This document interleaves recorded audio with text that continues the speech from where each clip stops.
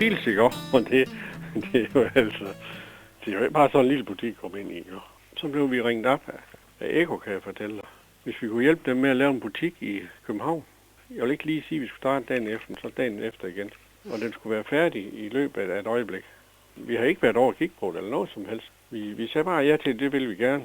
Og for vi forventer at købe det igennem Stark, ikke også? Fordi der var de sådan lige begyndt med alt det der med at prale af, at nu kunne de levere alle steder. Lige meget hvor jeg kørte hen, ikke også? Så var det ikke ret langt til en butik, som kunne købe ud med de materialer der.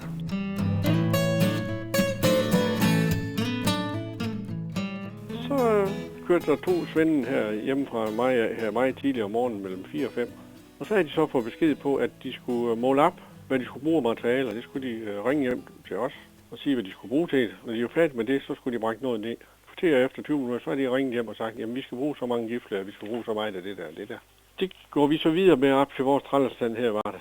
Og det havde vi inden for 2 timer. Det var kun enormt hurtigt, jo. 5 minutter efter vi var færdige, eller måske 10 minutter før vi var færdige med at brække det hele ned, så kom Stark rullen ind, du ved, og inden for ganske kort tid, så havde vi alle materialer kørt ud. Og så gik vi i gang med at sætte det op, så lavede de det færdigt. Og det har vi så sidenhen fået mange andre ordre for Eko rundt omkring i Danmark. Vejle har vi også arbejdet, og jeg har prøvet det i Aarhus også. Vi har været sådan flere forskellige steder, hvor Eko de starter sådan nogle butikker op i os. Vi kom ind ved Eko på grund af, at de kunne ringe til os, og så var vi klar næste dag. Det var da helt fantastisk, ikke?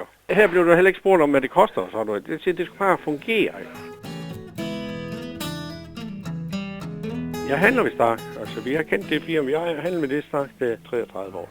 Jeg er jo en, jeg snakker mest med, ikke? Han er god til at komme og sige, nej, det må du gøre på en anden måde, det der. Det gør man ikke sådan, som du siger sådan. Hvordan gør man sådan? Jamen, det gør man sådan. Nå, så gør vi da bare sådan. Og så er de gode til at rådgive. Det er de.